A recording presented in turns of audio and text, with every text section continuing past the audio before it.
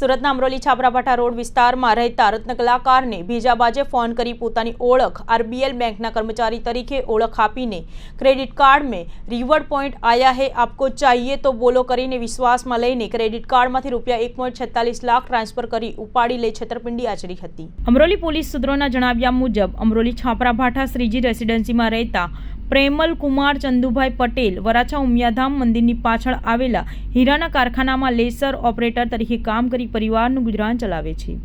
પ્રેમલ કુમાર પાસે આરબીએલ અને એચડીએફસી બેંકનો ક્રેડિટ કાર્ડ ધરાવે છે।